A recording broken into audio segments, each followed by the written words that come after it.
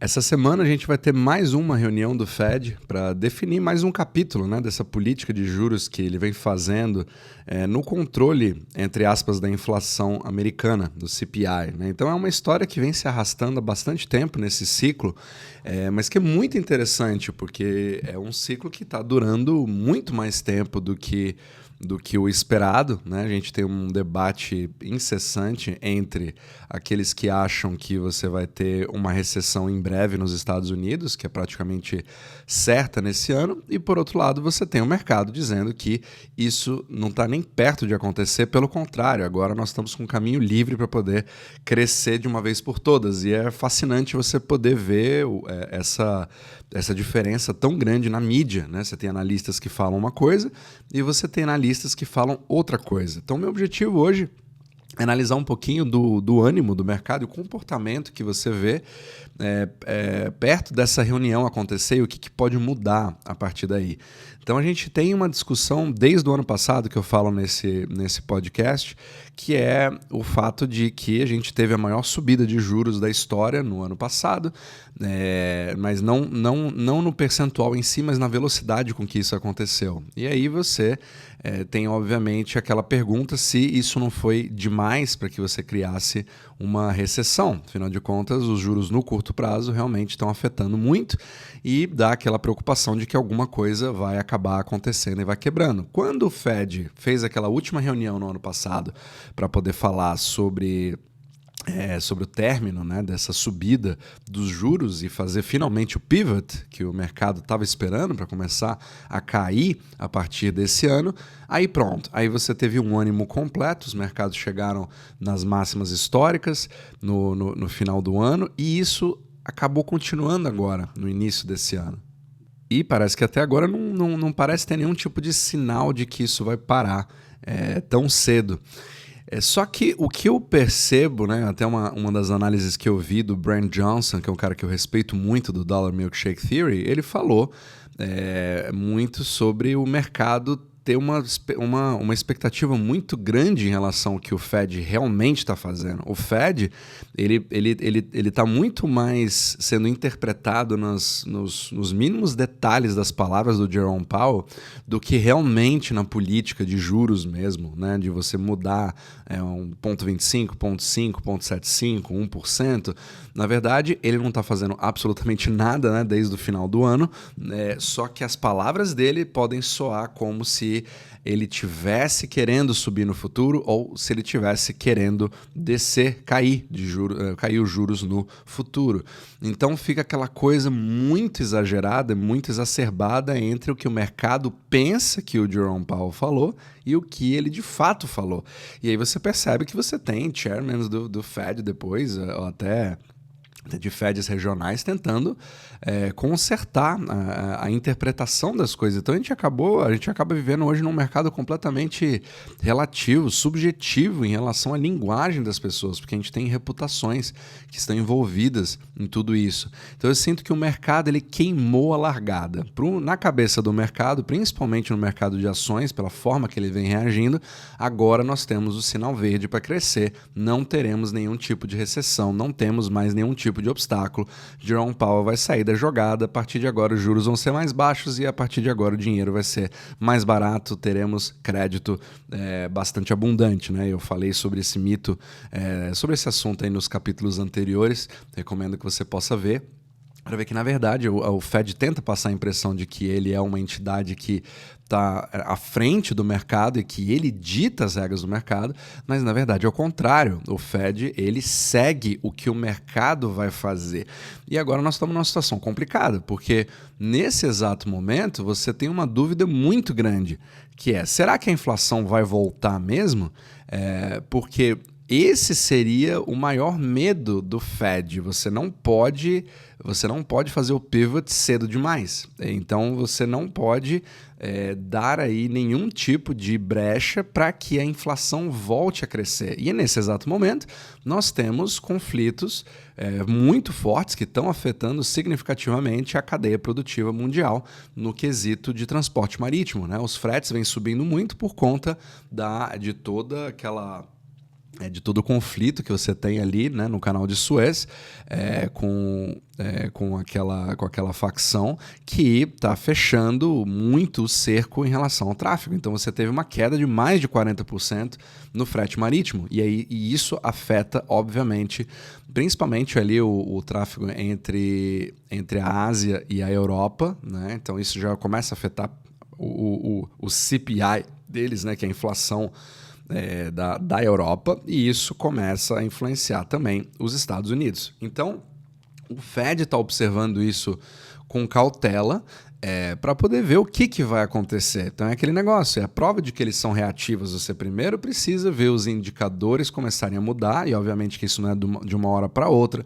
Você tem todo um lag que acontece de um mês para o outro para ver se começa a crescer ou não. E a dúvida já foi criada no ano passado quando você teve um CPI que estava um pouquinho maior do que o esperado. Então ficou aquela questão, opa, será mesmo que deu certo ou será que o mercado ficou animado demais e começou a subir demais a sua expectativa, o que já fez a inflação começar a voltar? Isso pode fazer o Fed mudar de ideia e começar a querer subir e voltar a ter um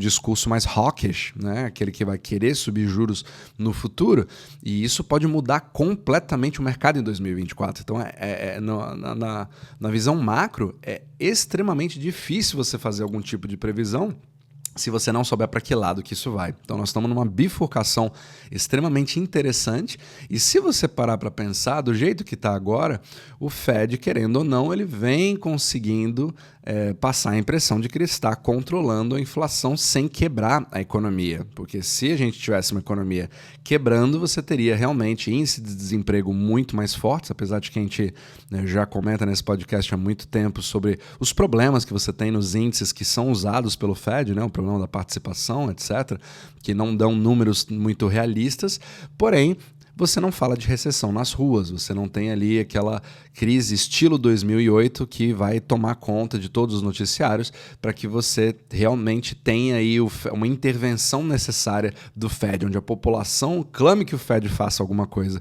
para salvar a economia. Então, quando você está nessa situação, onde você vem forçando a demanda para baixo, porque os juros de curto prazo estão extremamente altos, os bancos estão subindo muito os juros para os consumidores, né? Principalmente no mortgage, que é o financiamento imobiliário, financiamento de automóveis. Então isso vem freando muito, mas ao mesmo tempo sem quebrar. Então o Fed não tem absolutamente nenhum motivo para querer cair os juros. É por isso que você tem por isso que você tem aquela dicotomia entre o que o mercado interpretou, né? O mercado precificou praticamente 7 cortes de juros em 2024, depois o Fed meio que desconcertou, falou na verdade são 3 e talvez se começar a fazer vai ser no início de março ou talvez depois. Então fica aquele disse que me disse, uma coisa assim, chega a ser cômico, né? Só que isso dita o que vai acontecer no resto do mundo, porque você tem uma coordenação entre bancos centrais ao redor do mundo. A Europa, do lado dela, ela está em uma situação bastante complicada, porque ela está mais avançada do que os Estados Unidos num processo de recessão, né? Por exemplo, você vê problemas gigantescos na Alemanha, na França, números horríveis da economia local, mas ao mesmo tempo a inflação sendo persistente. E você tendo problema no canal de Suez, isso acaba criando uma tempestade perfeita para você ter problemas sérios na Europa. Só que se a Europa acabar se antecipando ao Fed e ela começar a fazer os cortes de juros, o que isso pode causar na inflação lá? E será que isso não vai atrair mais capital ainda para os Estados Unidos, por um diferencial de juros, onde os juros dos Estados Unidos ainda são maiores do que na Europa? Então você percebe o grande problema como se fosse um cobertor curto. Se você puxa de um lado, ele começa a atrapalhar do outro e tá todo mundo ali, um olhando para a cara do outro meio que sem agir. É assim que eu vejo hoje o mercado macroeconômico hoje. Então tá todo mundo esperando para ver qual que é realmente a tendência do Powell.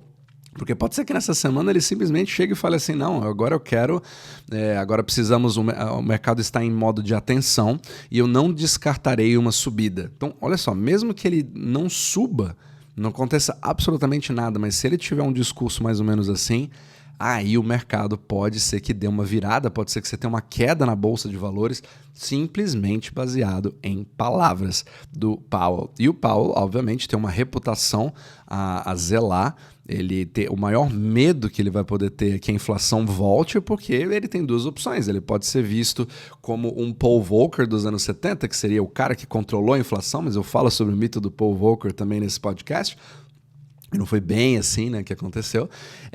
Ou ele pode ser visto como um Arthur Burns, que é aquele que foi super mal visto porque ele deixou a inflação tomar conta, tentando fazer o controle da economia. Então o Jerome Powell realmente está numa situação onde, até agora, ele vem fazendo um trabalho, entre aspas, perfeito, né, pela narrativa da mídia, mas agora ele pode ser que esteja entrando em um território bastante perigoso, onde ele não vai saber direito para que lado que vai. Então ele está aguardando mais dados, aguardando aqueles índices aqueles lagging indicators, né, que são que tem um efeito retardado para poder tomar uma decisão, ver como é que está o desemprego, ver como é que está toda a questão do CPI, que deu aquela aquecida um pouquinho maior do que o esperado. Ele realmente quer levar para os 2%, mas ela está insistente, né? Está persistente. E você percebe que na economia real, ao mesmo tempo, as pessoas continuam com dificuldades. Você percebe um movimento deflacionário, onde você tem cada vez menos empréstimos bancários para a economia real, e pode ser que, se acontecer algum tipo de coisa que vai quebrar, né, que vai ser o catalisador para que realmente o Fed tenha que intervir de forma reativa, vai ter que ser alguma coisa muito forte. Mas a gente sabe que em crises, como já aconteceram no passado, como em 2008, como em recessões, nada acontece durante anos, né? Mas anos acontecem em dias. Então é uma coisa que acontece relativamente rápido quando acontece. Então isso é uma coisa que a gente não sabe quando, não sabe onde, não sabe o que vai causar, ou se vai causar, mas é super importante a gente analisar. Então nunca tivemos um momento tão incerto como na macroeconomia nos dias de hoje, principalmente quando a gente está num ciclo de inversão de curva de juros, onde você tem ali uma parte do mercado pensando uma outra coisa e a outra parte do mercado pensando completamente ao contrário, como se fosse uma casa de apostas e todo mundo dando all-in na sua tese. Então realmente vai ser um choque muito grande, mas que até agora se perpetua. Então vamos ver agora a cena dos próximos capítulos, o que vai acontecer nessa reunião do Fed, para a gente ver o que isso vai acabar afetando nas decisões, nos mercados e também na política monetária, para ver a velocidade, se esse pivot vai acontecer ou não, ou se às vezes a gente tem uma completa reversão da história.